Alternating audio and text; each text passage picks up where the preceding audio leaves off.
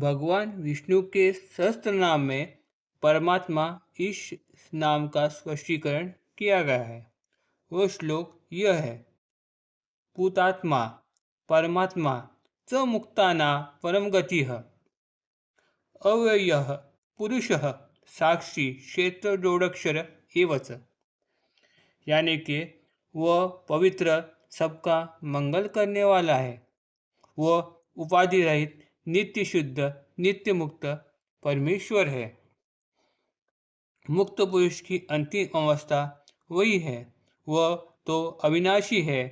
वो पुरुष सबके हृदय निवासी है। वह सर्वद्रष्टा है, यानी सबको जानने वाला है। अविनाशी यानी अक्षर है। इस श्लोक में से हमें परमात्मा इस संकल्पना का सम्यक स्वरूप ध्यान में आ जाता है। इस श्लोक के अक्षर स्वरूप इस वाक्या को स्पष्टीकरण हमें भगवद गीता के 15वें अध्याय से मिल जाता है। वो श्लोक यह है: द्वौपयो पुरुषोय लोकेश्वर च्वारक्ष एवच शर सर्वाणि भूतानि कुंठस्थोरक्ष उच्यते। इस श्लोक में शर और अक्षर ऐसे दो पुरुष हैं।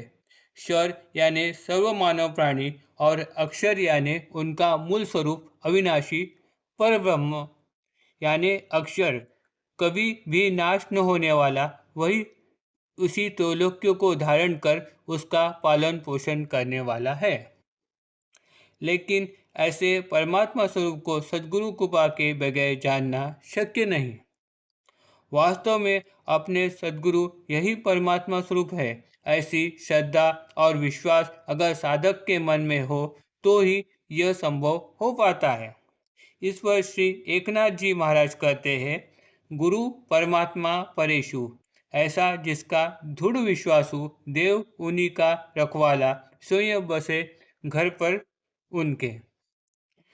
इस जगह पर घर यानी भक्त का हृदय मंदिर है। यह बात जानना जरूरी है।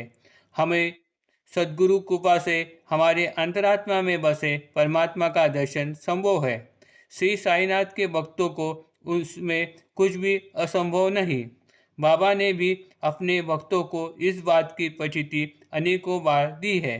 श्री साई के परमात्मा स्वरूप का दर्शन श्री साई सच्चिदानंद में अनेकों कथाओं में उनके वचनों से हमें आ जाता है।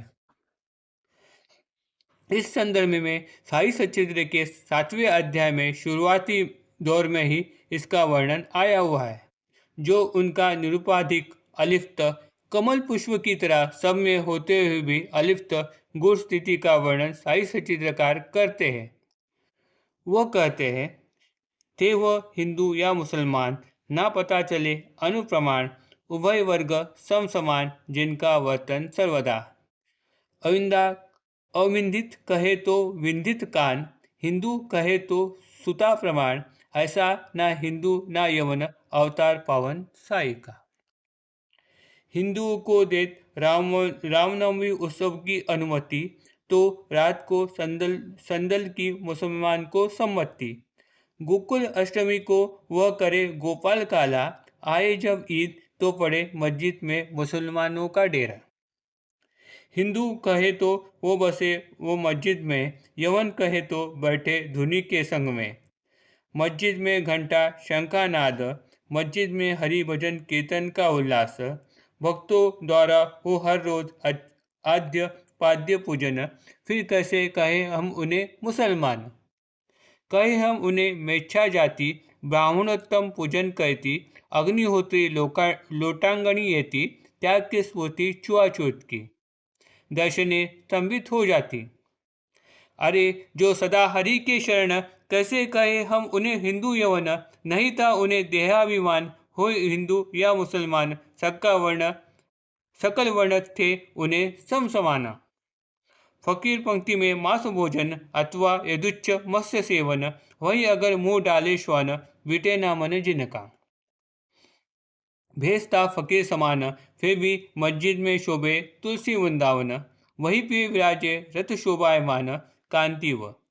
अजिन दंडधारी तापसी, हरिद्वारादि तीर्थवासी, तड़ी तापड़ी सन्यासी, त्यागी उदासी बहु आते, चरण स्पर्श से मोक्ष पाते। जन संगे बोले चाले हंस उदंड, लेकिन युवा में बसे अल्लाह मालिक अखंड। नहीं था मान्य वाद और विखंड, निकट दंड सर्वदा। तापस वृत्ति शमी दांत, वाचा स्तवे पूर्ण वेदांत। न पहचान सका कोई उन्हें अंत, ऐसे थे वो निष्कलंक। राव हो या रंक, सम साम्य सकल निष्ठंक। लक्ष्मीपुत्र हो या भिखारी खंक, तोले वो एक ही माप। नहीं था भेदभाव मन में, थे वो पूर्ण ज्ञानी। नहीं थे वो अभिमानी, ज्ञानी वो भक्तों के अच्छे बुरे कर्म, कह के देत खूण वर्म। पावे आश्चर्य भक्तगण, थे वो पूर्ण ज्ञानी। नहीं थे वो अभिमानी, एवं लक्षण श्री साई के। काया थी उनकी मानव की, करनी अपूर्व ईश्वर की। शिरडी का देव यही कहे जन सारे।